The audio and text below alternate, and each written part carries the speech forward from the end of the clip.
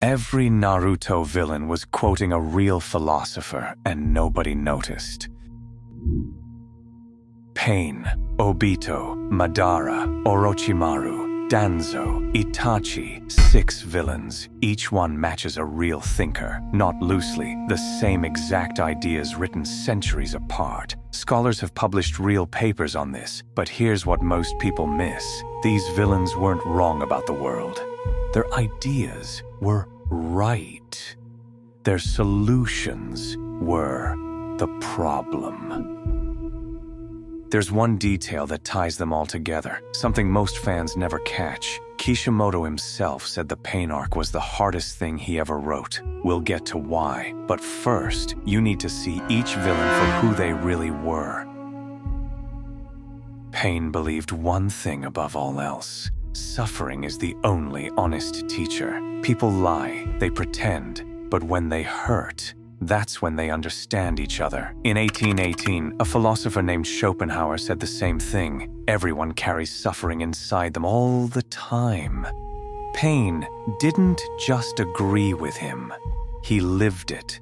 His village was destroyed. His best friend died in front of him, and he wasn't being evil. He was repeating what Schopenhauer wrote 2 centuries earlier. But here's the part that should stop you cold. Kishimoto admitted it himself. Pain was right. And Pain wasn't the only one with a point. Obito watched Rin die. After that, reality was the enemy. His answer? Put everyone in a perfect dream. In 1974, philosopher Robert Nozick asked the same question. He called it the experience machine, a device that gives you any life you want. Perfect happiness. 0 pain. Would you plug in? Nozick said most people would say no. We want real life, not fake happiness. But here's where it gets weird. Researchers actually tested this. Told people their life was a simulation. Most chose to stay plugged in. We all say we choose truth over comfort. The data says otherwise. Now, Obito got that idea from someone. Madara. He said it himself. Wake up to reality. Nothing ever goes as planned. That's Nietzsche. What drives us isn't happiness. It's strength and overcoming. But here's the twist. Madara betrayed Nietzsche's own ideas. Nietzsche said suffering makes you stronger. Madara's plan was to erase all suffering. The man who preached struggle built a plan to end it. 3 villains, 3 philosophers, and every one of them was right about the problem. Now it gets darker.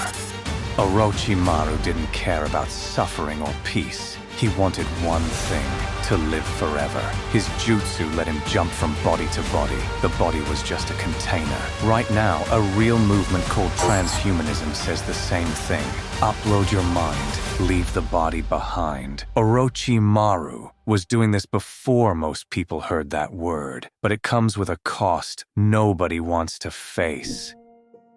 Heh, you want cost. Danzo hits different. His dying words. You are the leaves bathing in the sun. I am the roots that grow in the dark. In 1513, Machiavelli wrote, "The prince, a leader, must learn how not to be good." Danzo ran root, fear, lies, and secret operations. All to keep Konoha safe. Or so he told himself. Sound like any government you know. Every country has a Danzo. And that brings us to the hardest one. Itachi killed his entire clan, his parents, everyone, to stop a civil war that would have killed far more. He did it out of duty, not anger. In 1785, Kant wrote that a truly good action comes from duty alone, because it's right, even when it destroys you. Itachi became the villain in everyone's eyes. He gained nothing, and he lost everything, and he chose it anyway.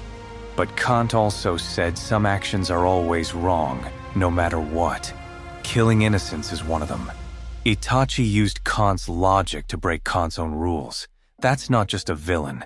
That's a real problem scholars still fight over. 6 villains, 6 philosophers. Same question. What do you do with suffering? This was never about Naruto villains. It was about you. Pain asks, does suffering have a purpose? Obito asks, would you pick a lie over a hard truth? Madara asks, how far would you go for power? Danzo asks, what would you let happen in the dark?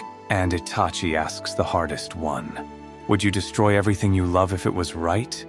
Remember how we started. Every villain was quoting a philosopher. Now you know why.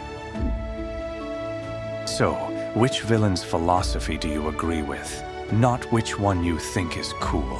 Which one do you actually believe? Because somewhere in that answer is something real about who you are, and you might not like what you find. If you're the kind of person who digs deeper, stay around.